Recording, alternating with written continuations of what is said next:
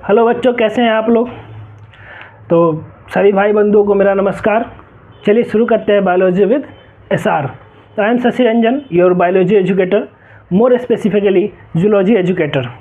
तो हम पिछले लेक्चर में थोड़ा बहुत डाइजेस्टिव सिस्टम के बारे में हमने क्या किया था, डिस्कस किया था कि डाइजेस्टिव सिस्टम होता क्या है, डाइजेशन क्या होता है। तो हमने देखा था, डाइजेशन वगैरह देख लिया था। तो उसमें हमने देखा था डाइजेस्टिव सिस्टम क्या होता है। तो NCERT ने क्या कहा था कि digestive system consist of alimentary canal and associated gland. ठीक है, ये एलिमेंट्री कैनाल को हम लोग डाइजेस्टिव ट्रैक्ट भी कहते हैं, और ये जो एसोसिएटेड ग्लैंड है इसे हम लोग डाइजेस्टिव ग्लैंड के नाम से भी जानते हैं। ठीक है, तो ये डाइजेस्टिव सिस्टम था, उसमें कौन चीज़ आया, उसमें डाइजेस्टिव सिस्टम में दो चीज़ आए। एक आया हमारा एलिमेंट्री कैनाल आया, और दूसरा आया डाइजेस्टिव ग्लैंड। तो आज का हमारा मेन टॉपिक रहेगा, क्या रहेगा, एलिमेंट्री कैनाल। तो एलिमेंट्री कैनाल क्या है, एक बार हम जान लेते हैं। ठीक है, इससे पहले हम देख लेते हैं कि डाइजेस्टिव सिस्टम में कौन दो चीज़ है। ठीक है, तो हमारा डाइजेस्टिव सिस्टम,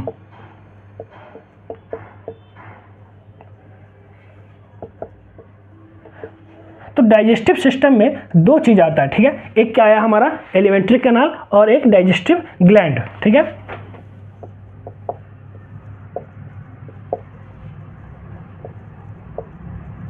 कैनाल और दूसरा क्या है, डाइजेस्टिव ग्लैंड।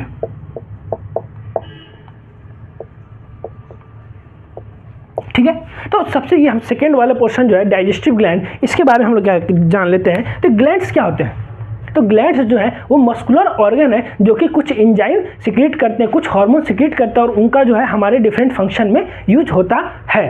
तो ये डाइजेस्टिव ग्लैंड तो अलग पोर्शन है, ये हमारे डाइजेस्टिव सिस्टम के जो ऑर्गन है, जो डिफरेंट ऑर्गन इन्वॉल्व है डाइजेशन में, उनमें क्या रहेंगे, मौजूद रहेंगे, और कुछ वहाँ अपना सिक्रीशन करेंगे, और इनका जो सिक्रीशन है वो हमें डाइजेशन में हेल्प करेगा। ठीक है, तो ये पोर्शन हमने समझ लिया। बचा क्या, एलिमेंट्री कैनाल। तो एलिमेंट्री कैनाल क्या है, उसको जानने के लिए एक बार हम लोग डाइजेशन का पाथवे देख लेते हैं। ठीक है, डाइजेशन का पाथवे देख लेते हैं। तो हमने फूड का इंजेक्शन कहाँ से करते हैं, तो माउथ से। फूड का इंजेक्शन कहाँ होता है, माउथ में। ठीक है, माउथ के बाद हमारा फूड कहाँ जाता है, तो माउथ के बाद हमारा फूड आता है फेरिंक्स रीजन में। तो फेरिंक्स क्या है, तो फेरिंक्स है common passage for food and air, यानी कि इसमें फूड भी आता है और एयर भी आता है। इस क्यों आता है, क्योंकि फेरिंक्स रीजन में ही हमारा ईसोफेगस, जो कि फूड पाइप के नाम से जाना जाता है, वो ओपनिंग होता है, और ट्रैकिया का भी ओपनिंग। ये दोनों का ओपनिंग कहाँ होता है, तो ये हमारे फेरिंक्स रीजन में ही होता है।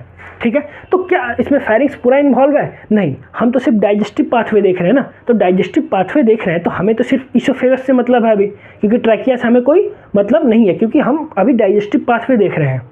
तो इसमें हम इसलिए हम बोल देंगे मोस्ट ऑफ द फेरिंक्स। ठीक है, कंप्लीट फेरिंक्स इन्वॉल्व नहीं है डाइजेशन पाथवे में। तो दूसरा क्या आया हमारा, मोस्ट ऑफ द फेरिंक्स। ठीक है, तो फेरिंक्स के बाद फूड कहाँ गया हमारा, ईसोफेगस में, यानी तीसरा ऑर्गन कौन सा आया हमारा, ईसोफेगस। ठीक है, तो ईसोफेगस क्या करता है, जो कि फूड पाइप भी कहते हैं जिसे, तो वो फूड को कहाँ लेके जाता है, एस्टोमक में। तो चौथा पार्ट हमारा कौन सा आया, एस्टोमक। ठीक है, तो एस्टोमक के बाद अब फूड कहाँ जाता है, तो एस्टोमक के बाद फूड जाता है इंटेस्टाइन में, स्मॉल इंटेस्टाइन, फिर लार्ज इंटेस्टाइन, उसके बाद एनस के थ्रू जब हमारा वेस्ट मटेरियल बन जाता है तो वो एनस के थ्रू एक्सक्रीट आउट हो जाता है। यानी डाइजेशन पाथवे में कितने पार्ट्स इन्वॉल्व हुए, तो 5 पार्ट्स इन्वॉल्व हुए, माउथ से लेकर इंटेस्टाइन तक। ये इंटेस्टाइन दोनों आ गया, ठीक है, स्मॉल इंटेस्टाइन भी और लार्ज इंटेस्टाइन भी। ठीक है, तो ये 5 पार्ट जो है वो इन्वॉल्व हुए। ठीक है, एक बार हम लिख लेते हैं कौन कौन से पार्ट है। ठीक है, तो सबसे पहला कौन सा आया हमारा, माउथ। ठीक है, ठीक है, सेकेंड पार्ट आया क्या है, मोस्ट ऑफ द फेरिंग्स।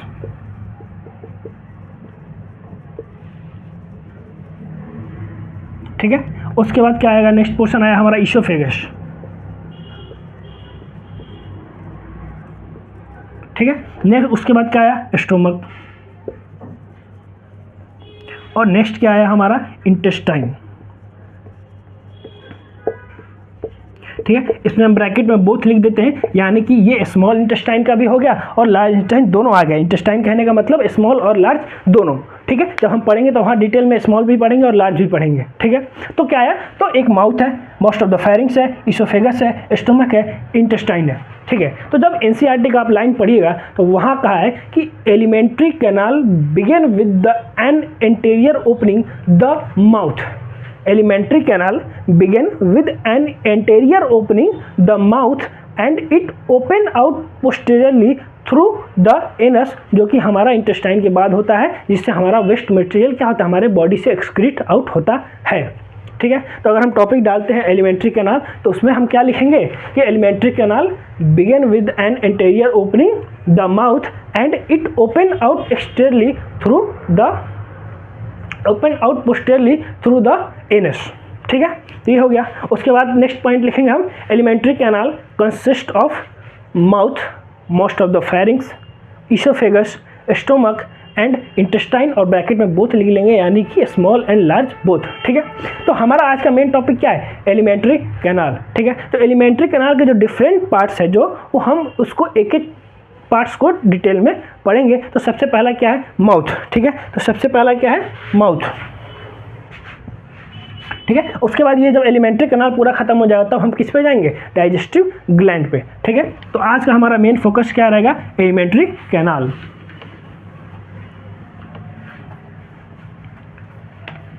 ठीक है, तो एलिमेंट्री कैनाल जो है उसमें हमने क्या, माउथ पढ़ना है। तो माउथ क्या करता है, माउथ जो किसको लीड करता है, बकल कैविटी को, जिसे हम ओरल कैविटी भी कहते हैं। ठीक है, तो ओरल कैविटी में क्या होता है, आप अपने अगर माउथ में देखें तो माउथ में क्या होगा आपका, दो चीज़ है, क्या है, टीथ है और मस्कुलर टंग है। ठीक है, टीथ और मस्कुलर टंग है, तो हम दोनों के बारे में पढ़ेंगे। ठीक है, तो टीथ के बारे में पढ़ेंगे तो डेंटिशन, तो आप टॉपिक डालिएगा क्या, डेंटिशन। और डेंटिशन में क्या है, तो टीथ के बारे में क्या है, तो टीथ जो है कितने प्रकार के होते हैं, वो जो है हमारे जॉ बोन के साथ अटैच्ड कैसे रहते हैं। ठीक है, और टीथ जो है एक बार अगर गिर गए तो क्या वापस आएंगे कि नहीं, अगर ब्रेक होते तो वापस वो आएंगे कि नहीं, इसके बेसिस पे।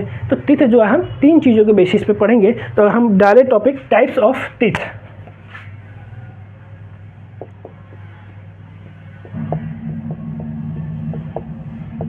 ठीक है, तो सबसे पहला, on the basis of attachment.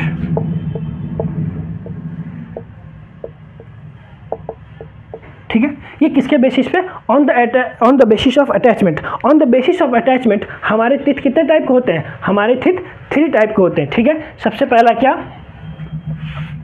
Acrodont. ठीक है, सबसे पहला एक्रोडोंट। ठीक है, दूसरा क्या है हमारा, प्लूरोडोंट, एंड तीसरा थिकोडोंट।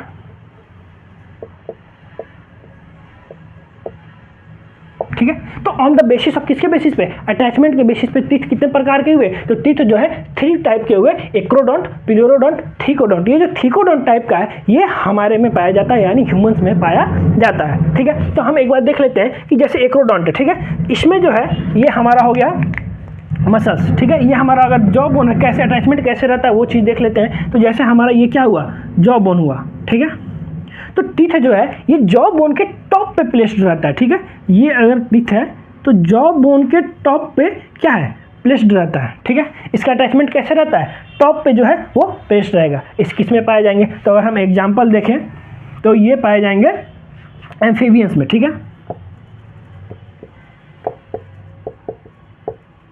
ठीक है, ये किस में पाए जाएंगे, एम्फीबियंस में। ठीक है, नेक्स्ट हमारा क्या है, प्लूरोडोंट। ठीक है, प्लूरोडोंट कैसा है, तो इसमें जैसे ये हमारा हो गया जॉ बोन। ओके, तो इसमें लैटरली अटैच रहते हैं। ठीक है, लैटरली कैसे रहते हैं, तो जॉ बोन के लैटरल में आपके ऐसे टीथ क्या रहेंगे, अटैच्ड रहेंगे। ठीक है, तो किससे है, इसमें क्या था, टॉप पे हमारा टीथ क्या था, अटैच्ड था, इसमें क्या है, लेटरली अटैच्ड है। ठीक है, तो हमारा टीथ कैसा है, लेटरल ही अटैच्ड है, किसके साथ, जॉ बोन के साथ। ठीक है, तो इसका क्या एग्जांपल हो जाएंगे, तो इसमें हो जाएंगे मोस्ट ऑफ द रेप्टाइल्स। ठीक है, इसके एग्जांपल हो जाएंगे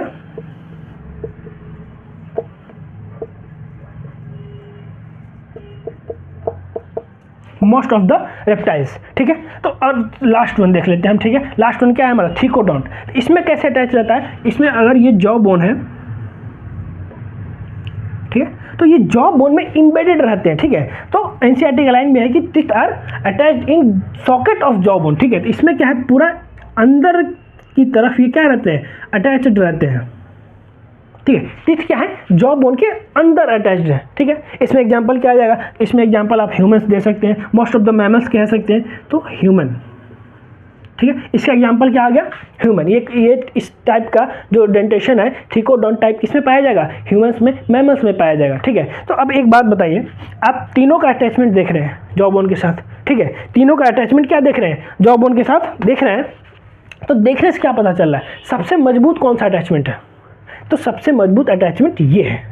क्यों, ये क्या है, साइड में रखा हुआ है, ये क्या है, टॉप पे, और ये क्या है, एम्बेडेड है। ठीक है। अगर आप सपोज कीजिए खड़े हैं, ठीक है, आप खड़े हैं और कुछ लंबा चीज़ आपके सर पे रख दिया गया, ठीक है, और तो सर पे अगर रखा हुआ है, ऐसे आप पकड़े हुए हैं, ठीक है, और यहाँ कुछ रखा हुआ है लंबा आपके, तो अगर हवा चलता है तो ये गिरने का चांस ज़्यादा रहेगा या कम रहेगा, तो ये आसानी से गिर जाएगा कि इसको बैलेंस करना आपको नहीं बन पाएगा। ठीक है। वहीं अगर उसी चीज़ को आप यहाँ साइड में पकड़ लेते हैं, ठीक है, उसी चीज़ को आप अगर यहाँ साइड में पकड़ लेते हैं, तो एज़ कम्पेयर टू यहाँ ऊपर रखने के, ये साइड में जो आप पकड़े हैं इसमें ज़्यादा आपको मजबूती होगा, इसे आप ज़्यादा मजबूत से पकड़ सकते हैं।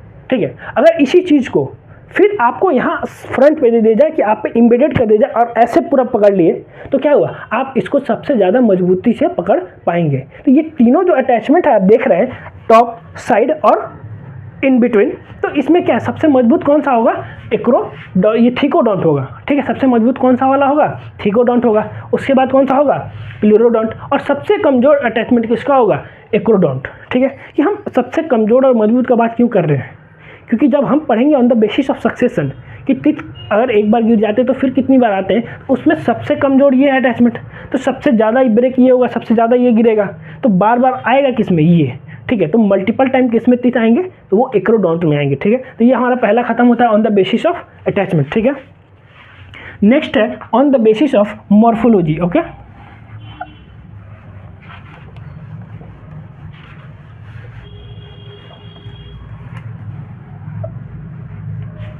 नेक्स्ट है teeth on the basis of morphology. ठीक है।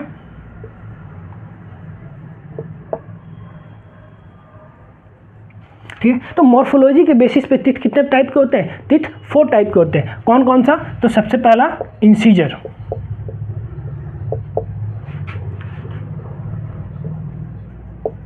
ठीक है। दूसरा क्या होगा हमारा, कैनाइन, ठीक है। तीसरा हमारा क्या होगा, प्रीमोलर,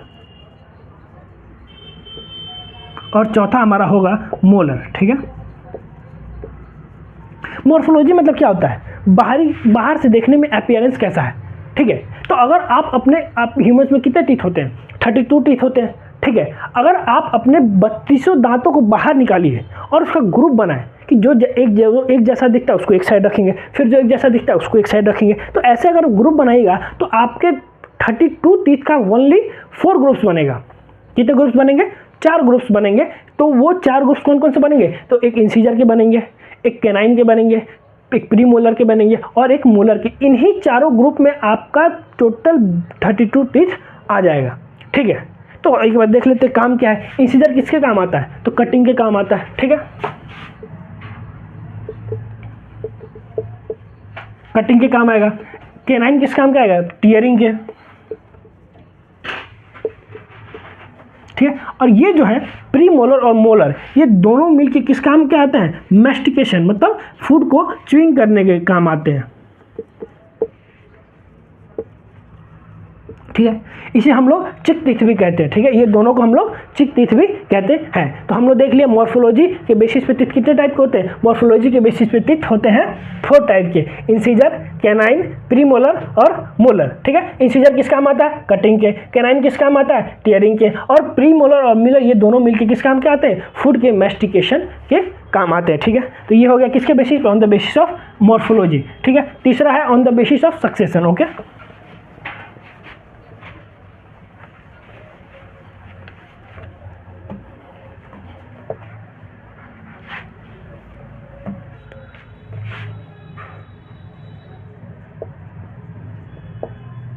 ठीक है। तीसरा क्या है, teeth on the basis of succession. तो on the basis of succession teeth कितने टाइप के होंगे, तो टीथ जो है वो 3 टाइप के होंगे। ठीक है। कि कितने बार टीथ जो है आ रहे हैं और गिर रहे हैं। ठीक है। गिरने के बाद टीथ क्या आएंगे कि नहीं, और आएंगे तो कितनी बार आएंगे, बार बार गिरेंगे तो क्या बार बार आएंगे। तो इसके बेसिस पे हम लोग देखेंगे। तो सबसे पहला है मोनोफायोडेंट। ओके,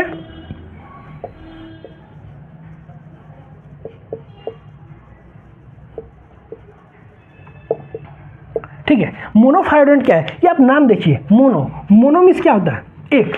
मोनो मीन्स क्या होता है, एक, यानी कि ये टीथ जो है एक बार ही आएंगे, अगर एक बार आए, अगर टूट गए ये दोबारा नहीं आएंगे, ठीक है, ये टीथ दोबारा नहीं आएंगे। तो इसको क्या कहेंगे, टीथ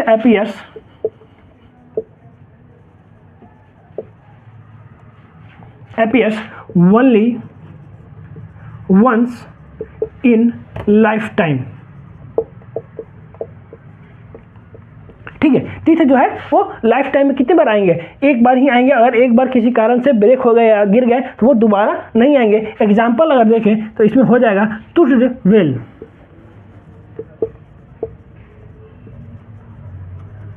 ठीक है, ये टूथड वेल है। इसमें कौन सा टाइप का टीथ पाया जाता है, तो इसमें मोनोफायोडेंट टाइप का टीथ पाया जाता है, ठीक है। मोनोफायोडेंट यानी कि एक बार अगर टीथ ब्रेक हो गया या गिर गए तो ये दोबारा नहीं आएंगे, ठीक है, एक ही बार ये आते हैं, ठीक है। तो पहला खत्म हो गया। दूसरा क्या है, डाइफायोडेंट, ओके।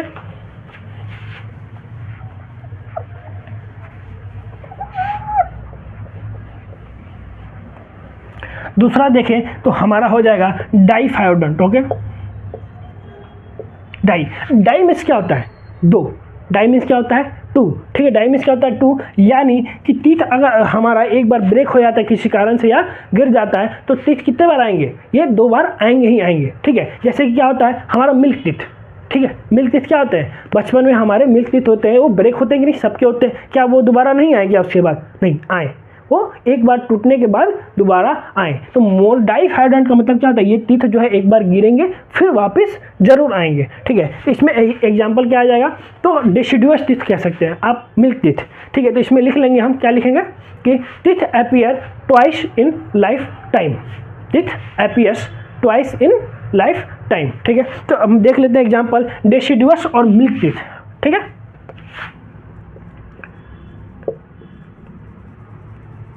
डिसिडुअस और इसी को हम मिल्क टीथ भी कहते हैं, ठीक है।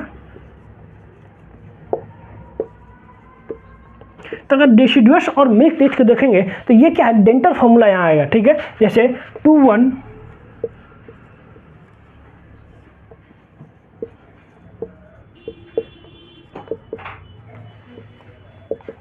ठीक है, ये क्या है, हमारा डेंटल फॉर्मूला है, ठीक है। यहाँ अब बहुत लोग होंगे मैथ वाला दिमाग लगाएंगे, तो यहाँ मैथ वाला दिमाग नहीं लगाना है, ठीक है, यहाँ बायोलॉजी वाला दिमाग लगाना है। आपको ये डाउट नहीं पूछेगा कि सर ये तो 2102, इसको तो कटाएंगे तो ये 1 हो जाएगा, एंड 1 × 2 होता है, आप 20 कैसे लिख दिए। तो यहाँ हम मल्टीप्लीकेशन या कैलकुलेशन नहीं किया, हमने ये डेंटल फॉर्मूला लिखा है, ठीक है। तो डेंटल फॉर्मूला क्या है, ये टीथ के बारे में बता रहा है, ठीक है। कौन कौन से, जैसे कि ये क्या हो गया, ये इंसीजर को बताता है, ठीक है, ये केनाइन को, ये प्रीमोलर को, और ये लास्ट वाला मोलर को, ठीक है।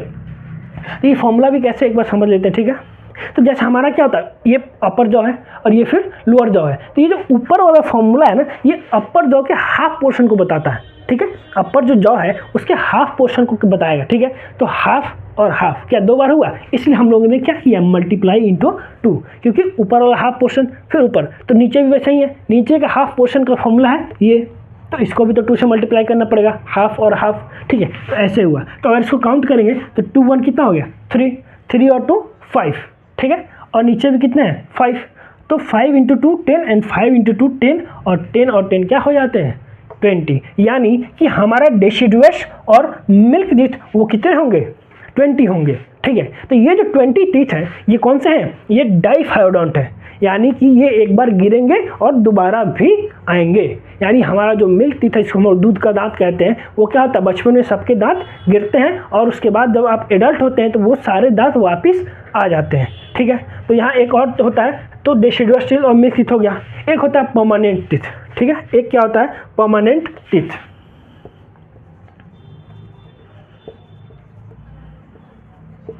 परमानेंट, और इसको हम लोग क्या कहते हैं, एडल्ट टीथ, ठीक है। ये क्या हो गया, परमानेंट और एडल्ट टीथ। इसका देख लेते हैं, इसका फॉर्मूला क्या होता है, 2 1 2 3 2 1 2 3 × 2 = 32, ठीक है।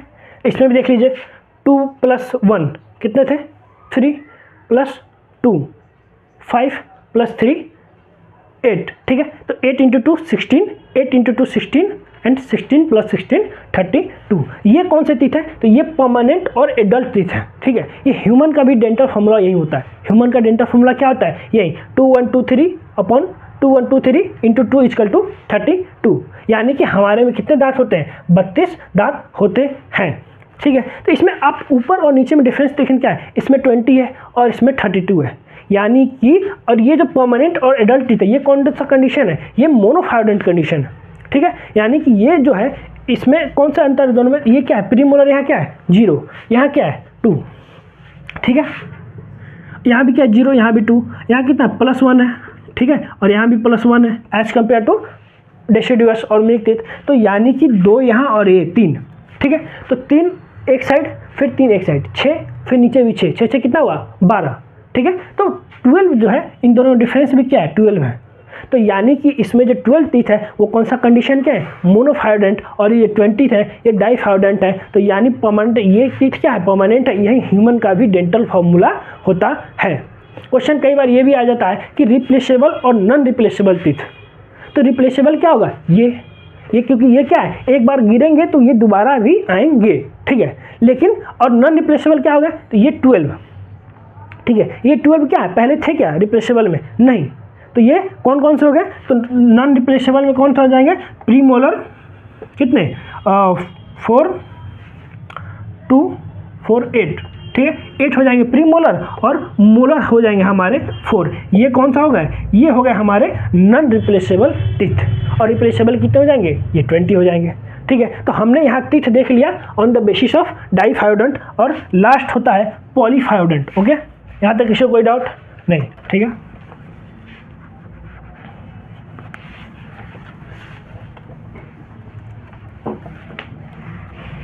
ठीक है, अब हम हैं तीसरा प्रकार का जिसको हम लोग कहते हैं पॉलीफायोडेंट। ठीक है, पॉलीफायोडेंट में क्या है?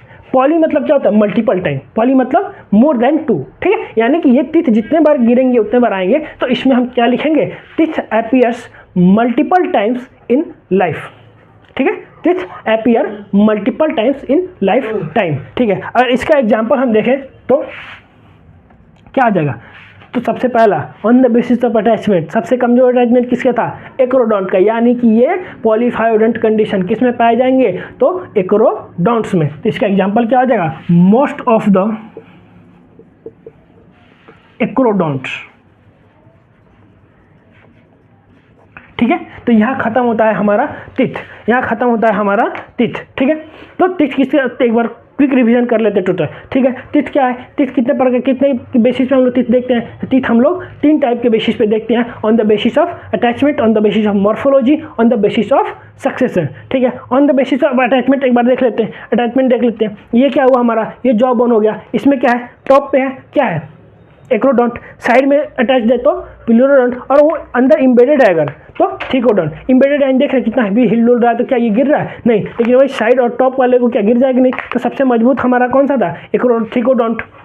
ठीक है, तो यहाँ हमने देख लिया। उसके बाद क्या? On the basis of morphology 4 type के, इंसिजर, कैनाइन, प्रीमोलर, मोलर, चारों का फंक्शन भी देख लिया। ठीक है, उसके बाद क्या था? On the basis of succession 3 type के थे, मोनोफायोडेंट, डाईफायोडेंट, पॉलीफायोडेंट। तीनों का एग्जांपल भी हमने देख लिया। तो यहाँ हमारा कंप्लीट टीथ जो है वो खत्म होता है। ठीक है, तो आगे हम चलेंगे। तो ओरल कैविटी में हमारा क्या था? द ओरल कैविटी में माउथ में हमारा क्या था? 2 चीज़ था, ओरल कैविटी। ठीक है, तो ओरल कैविटी में 2 चीज़ था, क्या था? डेंटेशन था और एक क्या था? मस्कुलर टंग। तो डेंटेशन तो हमने खत्म कर लिया। अब हमारा आएगा टंग। नेक्स्ट टॉपिक क्या आएगा? टंग। ठीक है,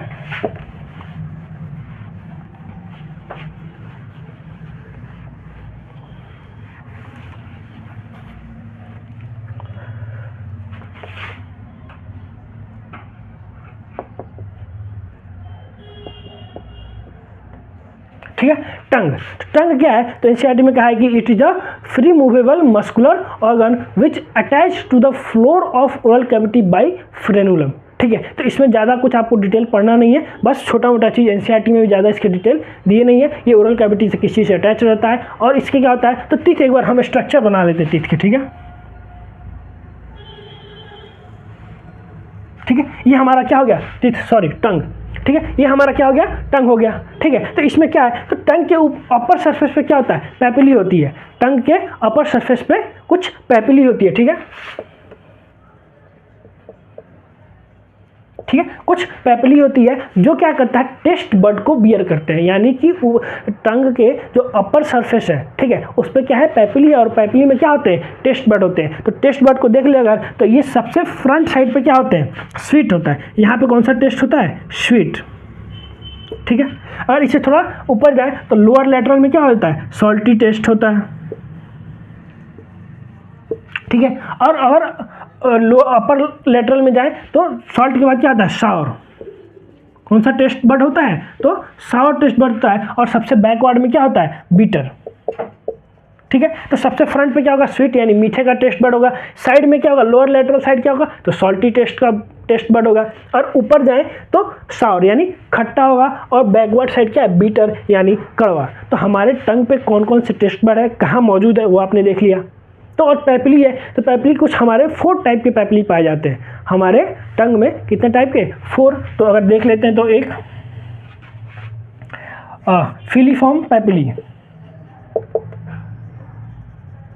ठीक है, फिलीफॉर्म। दूसरा आता है फोलिएट, ठीक है, फोलिएट पैपिली। तीसरा आता है आपका सर्कमवैलेट,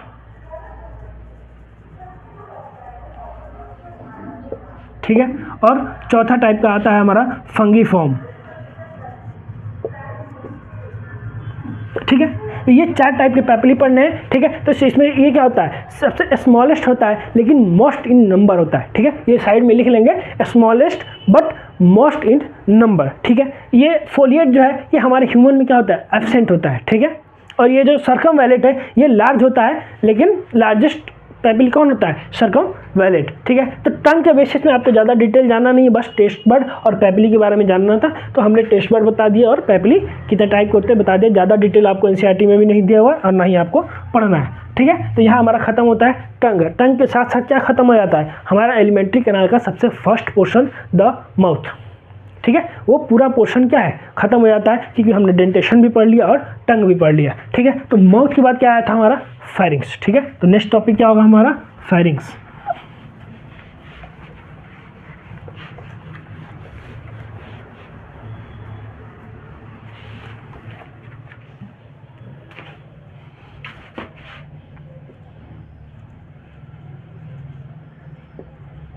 ठीक है, तो फेरिंग्स क्या है, it is a common passage for food and air.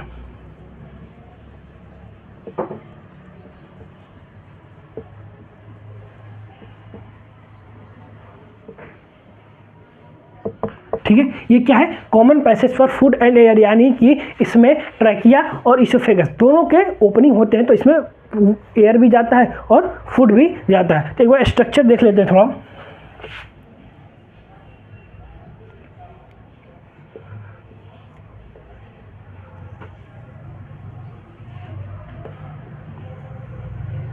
ठीक है, तो यहाँ पे हम ट्रैकिया का ओपनिंग कर देते हैं।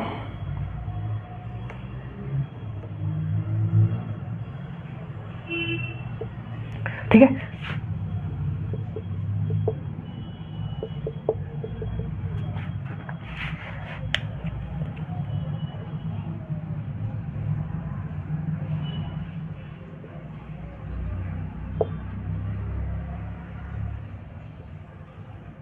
ठीक है, ये क्या हो गया कि हमारा फेरिंग्स रीजन है। फेरिंग्स रीजन कौन सा है, ये। तो 3 पार्ट में हम इसको डिवाइड करते हैं। ये क्या हो गया, हमारा नेजल एरिया है, यानी कि हमारा ये जो नोज से हमारा एयर क्या होता है, इस एरिया से आते हैं। ठीक है, तो ये एक्सटर्नल लेयर्स हो गए और ये इंटरनल लेयर्स हो गए। ठीक है, ये एक्सटर्नल लेयर्स और ये इंटरनल लेयर्स हो गए, और ये हमारा हो गया क्या, टंग। ठीक है, तो एक बार हम इसको डिवाइड कर देते हैं। ये हो गया नेजोफेरिंग्स। ठीक है, और ये बीच वाले पोर्शन को क्या कहते हैं, ये ओरल कैविटी का है। ठीक है, ये ओरल कैविटी कहते हैं, इसको हम लोग क्या बोलेंगे, ओरोफेरिंग्स। ठीक है,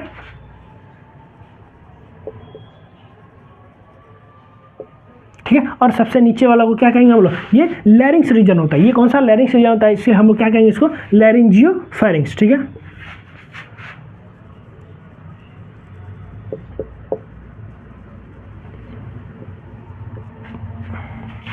ठीक ठीक है, तो ये 3 पार्ट हो गया कि नाइजोफेरिंक्स नेजल चैम्बर का है, इसलिए हम लोग इसको क्या नाम दिए, नाइजोफेरिंक्स, ओरल कैविटी वाला ओरोफेरिंक्स, और सबसे नीचे लैरिंक्स रीजन वाला लैरिंजियोफेरिंक्स। ठीक है, तो ये हमारा क्या है, तो ये हमारा हो गया, ये इसोफेगस हो गया,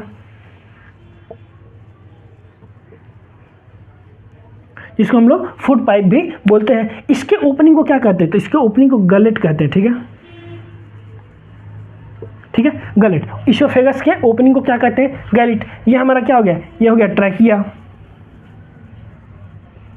और ट्रैकिया के ओपनिंग के पास एक कार्टिलेजिनस फ्लैप होता है जो कि ढक्कन का काम करता है, उसको बंद करने, ओपनिंग बंद खोलना, बंद करना खोलने का काम कौन करता है, तो ये होता है एपिग्लॉटिस। ठीक है, या सबसे पहले ओपनिंग देख लेते हैं, तो ट्रैकिया के ओपनिंग को क्या कहते हैं, ग्लॉटिस। ठीक है, ठीक है, और इसके जो कार्टिलेजिनस फ्लैप है इसको हम लोग कहेंगे एपिग्लॉटिस। ठीक है, तो ये हमने देख लिया स्ट्रक्चर। यहाँ से क्या होगा, अभी हम एयर वाला चैम्बर नहीं पढ़ रहे हैं, एयर का जो पाथवे है वो हम नहीं पढ़ रहे, हम क्या पढ़ रहे हैं, डाइजेशन वाला पाथवे। तो फूड कहाँ से आता है, माउथ के थ्रू आता है फूड, तो फूड यहाँ आया और इसोफेगस में चला गया। ठीक है, लेकिन कई बार क्या होता है कि ये इसोफेगस में जाने के बजाय इधर भी तो जा सकता है, जब 2 पाइप है तो किधर भी जा सकता है। इसलिए ये जो कार्टिलेजिनस फ्लैप है ये क्या काम करता है, जब हम फूड को स्वॉलो करते हैं, जब हम फूड को स्वॉलो करते हैं तो ये कार्टिलेजिनस फ्लैप क्या होता है, बंद हो जाता है, ये कार्टिलेजिनस फ्लैप बंद हो जाता है, जिसके कारण हमारा भोजन जो है, फूड जो है वो इस इसोफेगस में ही जाता है। ठीक है, ये कार्टिलेजिनस फ्लैप क्या करता है, ये प्रिवेंट करता है फूड के एंट्री को ट्रैकिया रीजन में, क्योंकि ये तो किसके लिए, एयर के पैसेज के लिए। ठीक है, तो ये होता है हमारा फेरिंक्स। ये हमारा पूरा क्या हो गया, फेरिंक्स हो गया। ठीक है, तो फेरिंक्स रीजन के बाद क्या आया, इसोफेगस। फेरिंक्स के बाद क्या आएगा, इसोफेगस। तो हमारा नेक्स्ट टॉपिक क्या होगा, इसोफेगस। तो हमने एलिमेंट्री कैनाल का माउथ पढ़ लिया, फेरिंक्स रीजन पढ़ लिया, थर्ड हम पढ़ने जा रहे हैं इसोफेगस।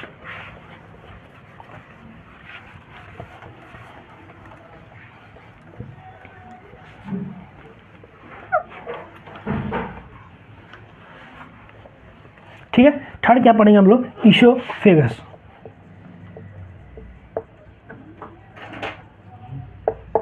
ठीक है, इसोफेगस क्या है, तो इसोफेगस कुछ ऐसे,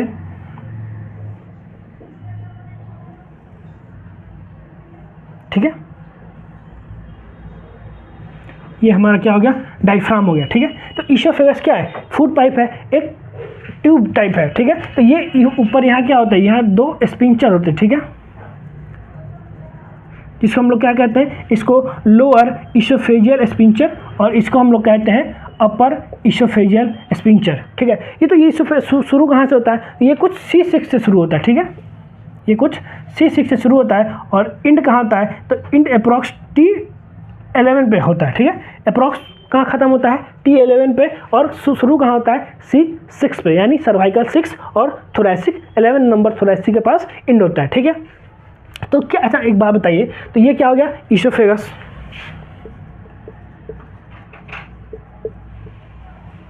जिसको हम लोग फूड पाइप भी कहते हैं। ठीक है, ये क्या हो गया हमारा, ये डायफ्राम हो गया। ठीक है, डायफ्राम हो गया। ठीक है, तो ये क्या हो गया हमारा, इसोफेगस। अच्छा एक बात बताइए, ये इसोफेगस का दिख रहा है 1 लाइन 2 लाइन, क्या एक्चुअल में ये 1 लाइन 2 लाइन है, नहीं।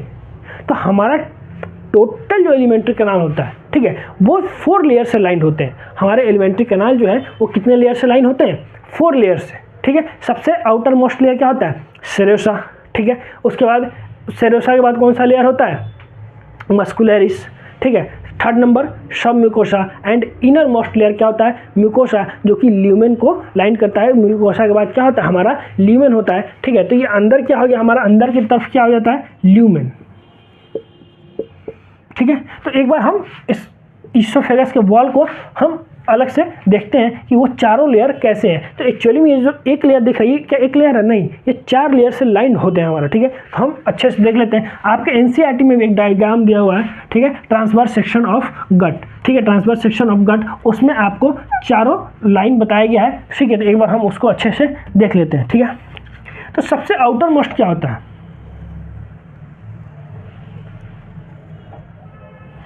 ठीक है, 1 मिनट,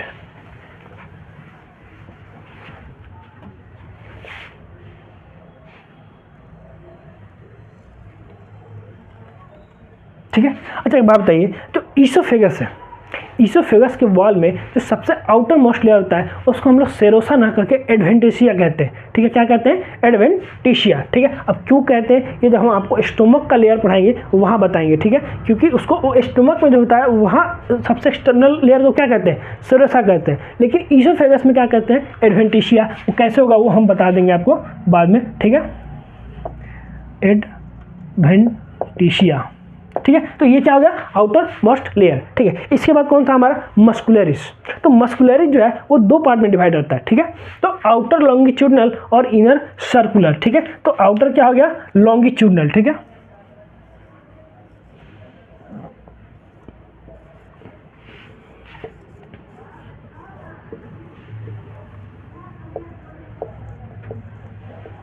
ये क्या हो गया? Outer longitudinal. ठीक है, इसको लिख लेते हैं।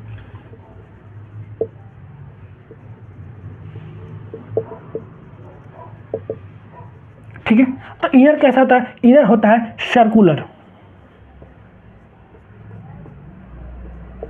ठीक है, इसको लिख लेते हैं हम लोग।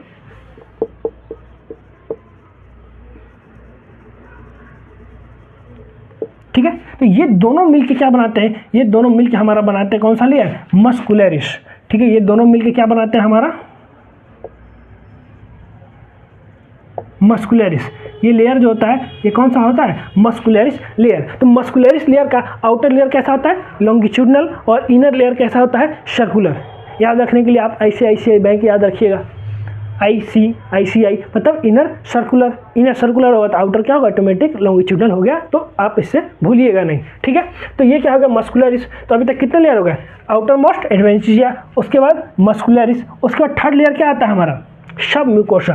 ठीक है, थर्ड लेयर क्या आएगा? सब म्यूकोसा। ठीक है, इसको हम लोग क्या नाम देंगे? सब म्यूकोसा।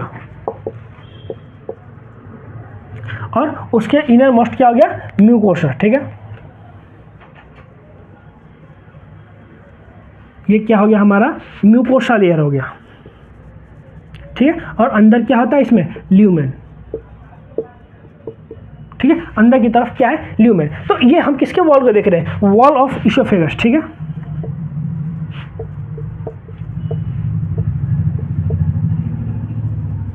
ठीक है, ये किसका है? ईसोफेगस के वॉल के थोड़ा सा हम ट्रांसवर्स सेक्शन को लें और देखें तो हमने क्या देखा? उसमें कितने लेयर है? 4। आउटर मोस्ट क्या है? एडवेंटिशिया। उसके बाद कौन सा है? तो उसके बाद हमारा मस्कुलरिस है। तो मस्कुलरिस 2 लेयर में है, आउटर लॉन्गिट्यूडनल, इनर सर्कुलर। ठीक है, उसके बाद क्या है? सब म्यूकोसा है, और इनर मस्ट जो ल्यूमेन को लाइन करता है वो क्या है? म्यूकोसा।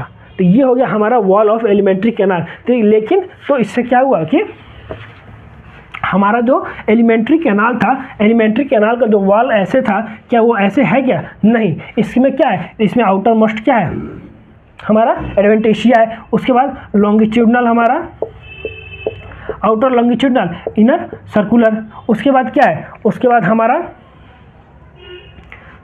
सब म्यूकोसा लेयर है। उसके बाद क्या है? म्यूकोसा। ठीक है, तो 4 लेयर हो गए। ठीक है, तो ये कौन सा हो गया? इसको ऐसे कर देते हैं। ठीक है, तो ये आउटर एडवेंटिशिया, ये दोनों मिलके क्या बना देंगे? ये हमारा मस्कुलरिस, उसके बाद सब म्यूकोसा और म्यूकोसा। ठीक इस तरह भी यहाँ भी 4 लेयर से लाइन होंगे। तो ये क्या है? हमारा वॉल ऑफ ईसोफेगस। ठीक है, तो हमारा तीसरा भी क्या हो गया? ईसोफेगस फिनिश हो गया यहाँ पे। ठीक है, तो हमने क्या क्या अभी तक कर लिया? तो द माउथ कर लिया, फेरिंक्स कर लिया, ईसोफेगस। अब नेक्स्ट है हमारा स्टोमक। ठीक है, नेक्स्ट क्या है? स्टोमक।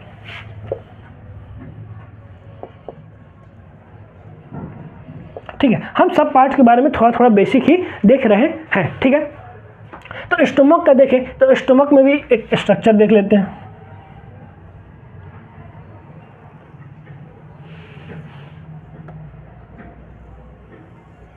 ठीक है, तो स्टोमक, ये क्या हो गया हमारा? स्टोमक। ये क्या हो गया? ईसोफेगस जो रीजन आ रहा है और कहाँ खुलता है?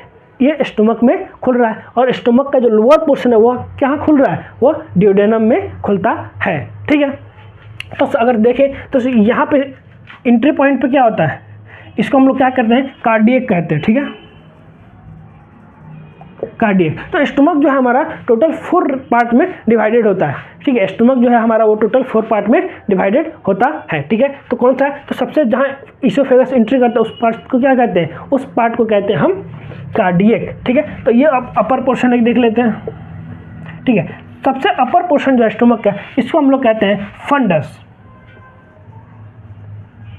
ठीक है। इसे क्या कहा है हमने, फंडस कहा, ठीक है। तो ये बीच वाला जो पोर्शन है इसको हमने क्या कहा, बॉडी, इसे हम क्या कहते हैं, बॉडी। और जो सबसे लोअर मोस्ट है उसे क्या कहेंगे, पाइलोरिक। तो हो गया पार्ट, और ये क्या है अपना, यहाँ से ड्यूडेनम शुरू हो जाता है, ठीक है। तो ये क्या हुआ, fundus, body, pyloric and cardiac, यानी कि हमारा स्टोमक जो है वो कितने पार्ट में डिवाइड है, 4 पार्ट्स में डिवाइड है, ठीक है। इसके अलग अलग अपने काम होते हैं, ठीक है। तो ये हमारा हो गया स्टोमक। तो स्टोमक क्या है, ये भी एलिमेंट्री कैनाल है। एलिमेंट्री कैनाल है तो इसके भी वॉल लाइन हो गए, कितने लेयर से, 4 लेयर से। तो एक बार इसके भी वॉल को देख लेते हैं, इसके वॉल को फिर एक बार हम देखेंगे।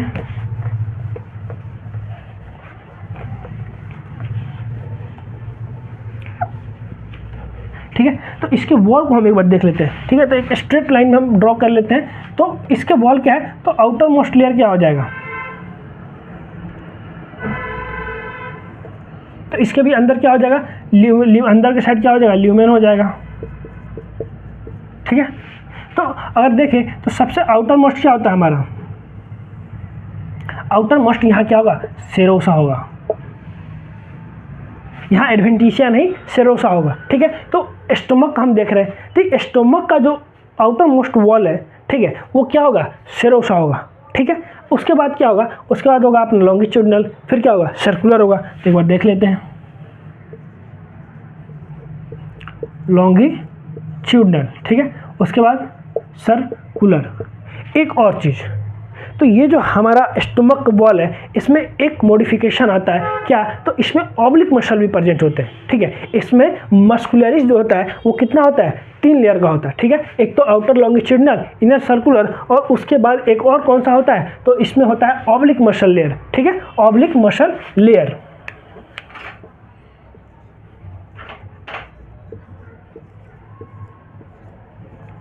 ठीक है, तो ये क्या हो गया, सेरोसा हो गया। तो ये तीनों मिलके क्या बनाएंगे, ये तीनों मिलके हमारा बनाएंगे कौन सा लेयर, मस्कुलरिस,